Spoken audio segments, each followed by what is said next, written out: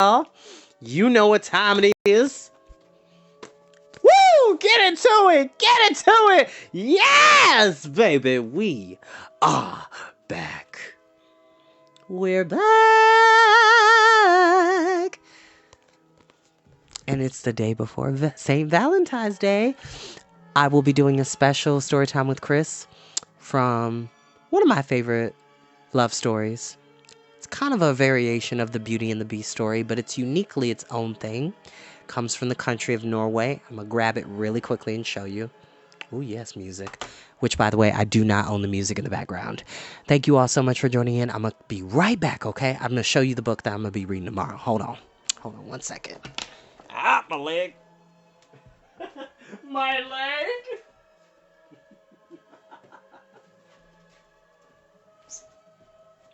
Okay.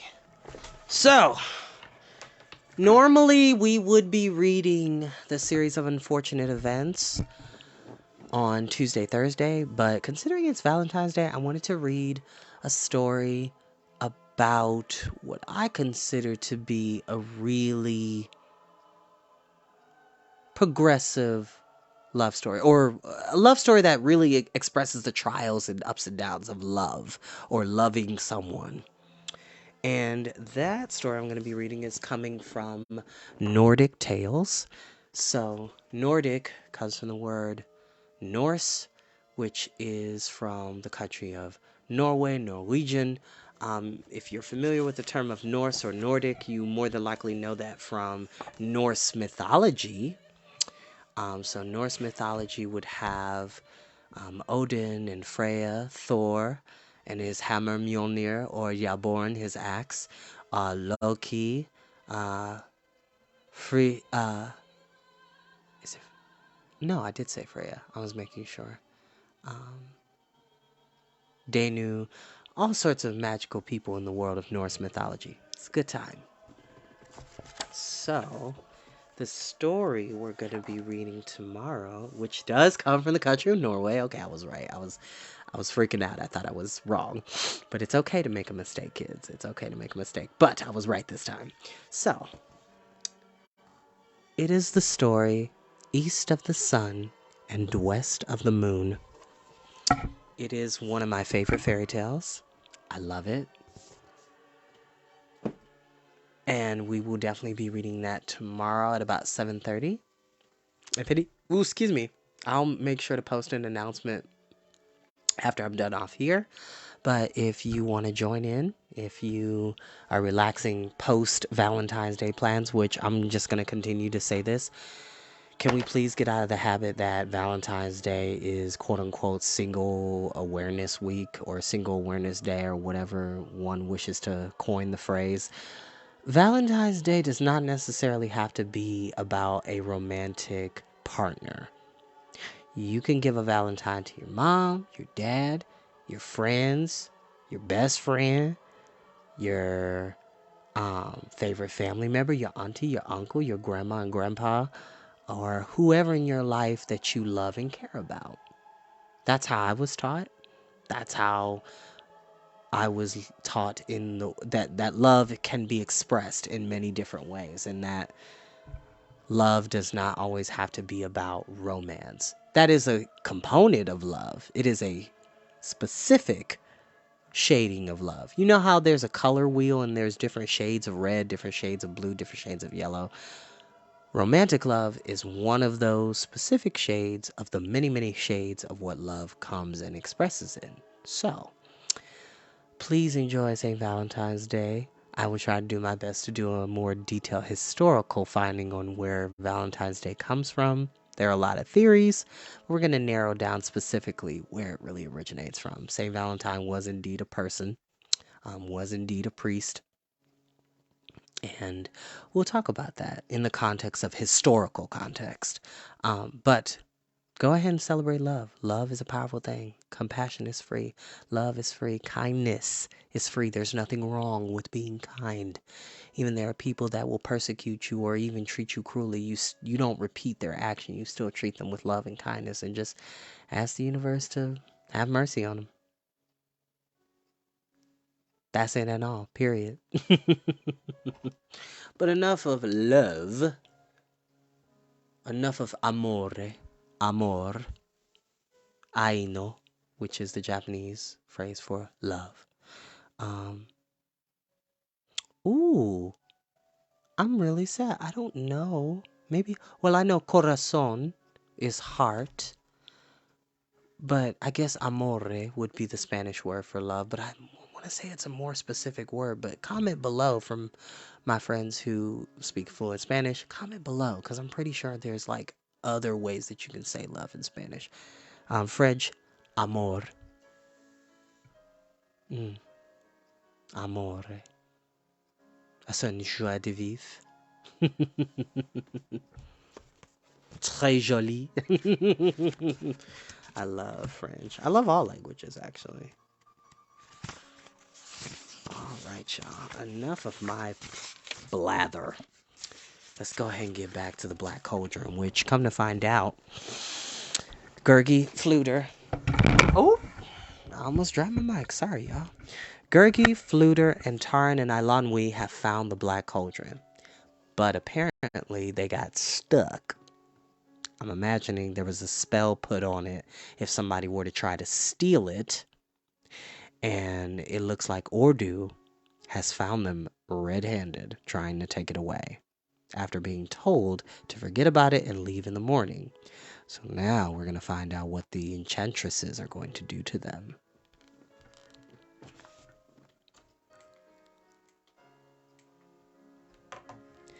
Chapter 14.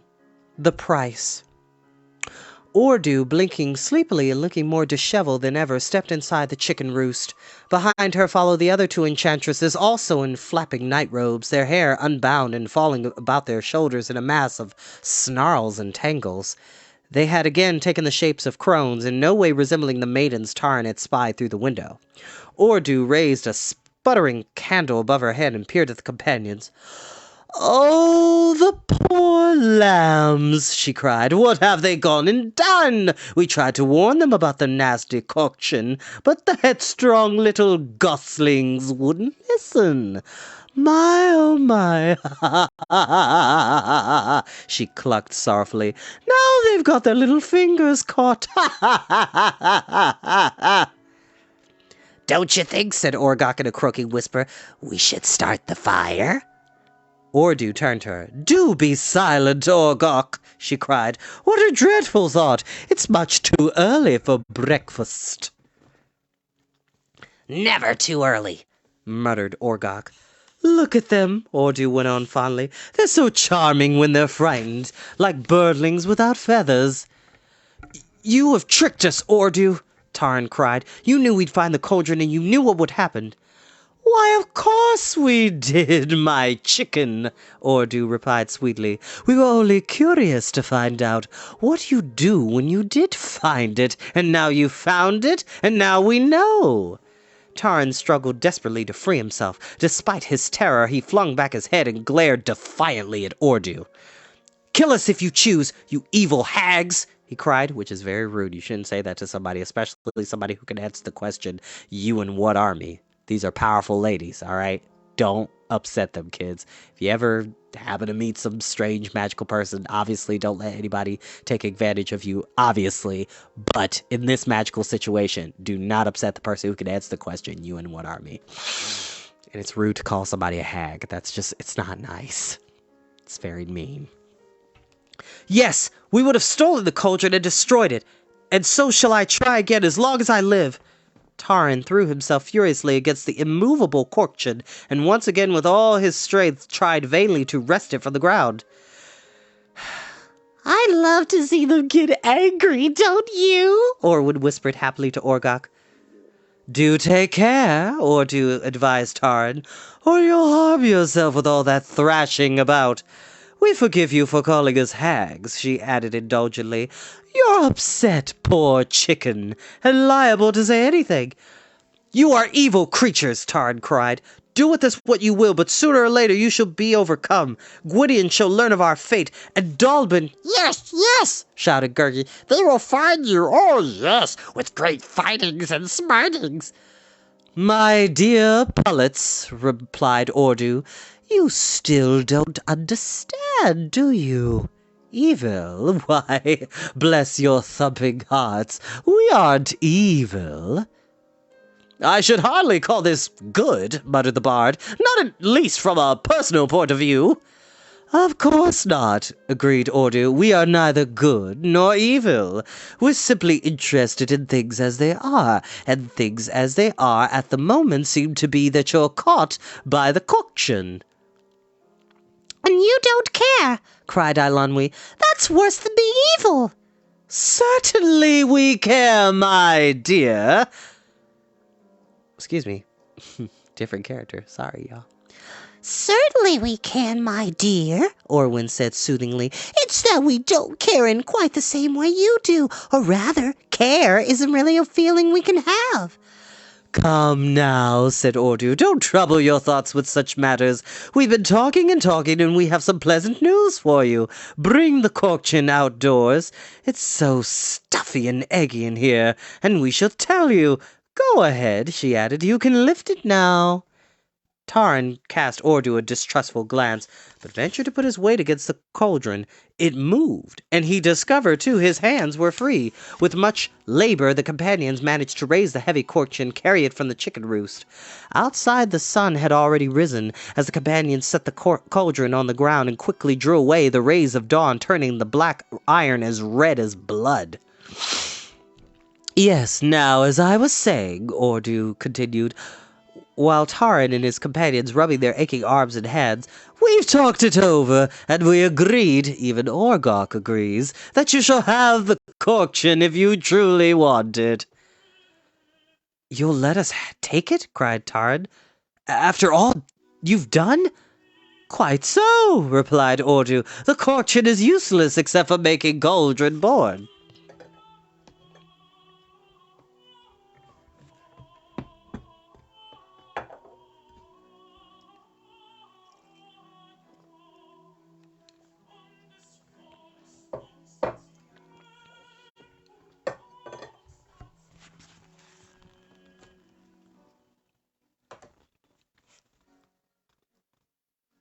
Arorn has spoiled it for anything else, as you might imagine. It's sad it should be so, but that's the way things are. Now I assure you, Cauldron-born are the last creatures in the world we should want around here. We've decided the corkchin is nothing but a bother to us, and since you're friends of Dalbin... You're giving us the corkchin? Taran began in astonishment. Delighted to oblige you, ladies, said the bard. Gently, gently, my ducklings, Ordu interrupted. Give you the corkchin? Oh, goodness, no! We never give anything. Only what is worth earning is worth having. But you shall allow you the opportunity to buy it. We have no treasures to bargain with, Taran said in dismay. Alas, that we do not. We couldn't expect you to pay as much as Arorn did, replied Ordu, but we're sure you can find something to offer in exchange. Oh, shall we say the north wind in a bag? The north wind, Taran exclaimed. Impossible! How could you ever dream? Very well, said Ordu. We shan't be difficult. The south wind, then. It's much gentler. You make sport of us, Taran cried angrily. The price you ask is beyond what any of us can pay. Ordu hesitated. Possibly you're right, she admitted. Well, then, something a little more personal. I have it, she said, beaming at Taran. Give us the nicest summer day you can remember. You can't say that's hard since it belongs to you.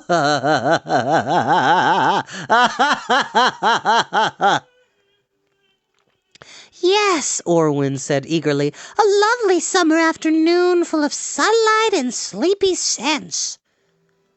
I said, ooh. There's nothing so sweet, murmured Orgok, sucking a tooth, as a tender young lamb's summer afternoon. How can I give you that? Protested Taran. Or any other day when they're inside of me somewhere. You can't get them out. I mean, We could try, Orgok muttered. Ordu sighed patiently. Very well, my goslings, we've made our suggestions and we're willing to listen to yours. But mind you, if it's to be a fair exchange, it must be something you prize as much as the Corkshan. I prize my sword, Taran said. It is a gift from Dalbin and the first blade that is truly mine. For the Corkshan, I would gladly part with it. He began quickly to unbuckle his belt, but Ordu waved an uninterested hand. A sword? She answered, shaking her head. Goodness, no, my duck. We've already have so many, too many, in fact, and some of them famous weapons of mighty warriors. Then, said Tarn with hesitation, I offer you Luogor. She is a noble animal, he paused, seeing Ordu's frown. Or, he added reluctantly in a low voice, there is my horse, Melilas, a colt of Melangar, Prince Gwydion's own steed. None is faster or more sure-footed. I treasure Melilas beyond all others. Horses, said Ordu. No, that won't do at all. Such a bother feeding them and caring for them. Besides, with Orgok it's difficult to keep pets about. Tarn was silent for a moment. His face paled as he thought of Adion's brooch, and his hand went protectively to it. All that remains to me, he began slowly. No, no! Gurgi cried, thrusting his way toward the enchantress and brandishing his wallet. Take Gurgi's own great treasure. Take bag of crunchings and munchings. Not food, said Ordu. That won't do either. The only one of us who has the slightest interest in food is Orgok, and I'm sure your wallet holds nothing to tempt her. Gurgi looked at Ordu in dismay. But it is all poor Gurgi has to give. He held out the wallet once again. The enchantress smiled and shook her head. Gurgi's hands fell to his sides, his shoulders drooped, and he turned mournfully away. You must like jewelry, Eilonwy put in quickly. She pulled the ring from her finger and offered it to Ordu. This is a lovely thing, Eilonwy said. Prince Gwydion gave it to me. Do you see the stone? It was carved by the fair folk. Ordu took the ring, held it close to her eye, and squinted. Lovely, lovely, she said. So pretty. Almost as pretty as you, my lamb. But so much older. No, I'm afraid not. We have a number of them, too. We really don't want any more. Keep it, my chick. One day you may find some use for it, but we surely won't. She gave back the ring to Eilonwy, who sadly replaced it on her finger. I do have something else I cherish, Eilonwy went on. She reached into the folds of her cloak and brought out the golden sphere. Here, she said, turning it in her hand so that it shone with a bright glow. It's much better than just a light, Eilonwy said. You see things differently in it, clearer somehow. It's very useful. How sweet of you to offer it to us, said Ordu. But there again, it's something we don't really need. Ladies, ladies, cried Fluter, you've overlooked a most excellent bargain. He stepped forward and unslung his harp. I quite understand that bags of food and all such couldn't possibly interest you, but I ask you to consider this harp. You're alone in this gloomy fen, he went on, and a little music should be just the thing. The harp almost plays itself, Fluter continued. He put the beautifully carved instrument to his shoulder, barely touched the strings, and a long, lovely melody filled the air. You see, cried the bard, nothing to it. Oh, it is nice, Orwin murmured wistfully. And think of the songs we could sing to keep ourselves company. Ordu peered closely at the harp. I notice a good many of the strings are badly knotted. Has the weather gotten to them? No, not exactly the weather, said the bard. With me, they, tend to break frequently, but only when I color the facts a bit. I'm sure you ladies wouldn't have that trouble. I can understand you should prize it, Ordu said, but if we want music, we can always send for a few birds. Not all things considered, it would be a nuisance keeping it in tune and so on. Are you certain you have nothing else? Orwin asked hopefully. That's all, said the disappointed bard. Absolutely everything, unless you want the cloaks off our backs. Bless you, no, said Ordu. It wouldn't be proper in the least for you ducklings to go without them. You'd perish with the cold, and what good would the cook should be to you then? I'm terribly sorry, my chicks, Ordu went on. It does indeed seem you have nothing to interest us. Very well. We shall keep the corction, and you shall be on your way. And that is where we will end for tonight. Thank you all so very much for joining me for Storytime with Chris. Like I said, you don't have to watch these videos when they go live. You're more than welcome to watch them in your downtime, in between time, nap time, snack time, max and chillax and relaxing time. However you utilize your spare time, just know that there is no judgment in this house. You are beautifully fragmented and made, and you are loved. And if nobody else tells you, I love you. I love you as you are. And I love the person that you will become in the future. The future is never set, kids. We can be whoever, wherever, and whatever we want to be. The only person really standing in our way of achieving those goals is us. Love you guys. Love y'all. Bye-bye.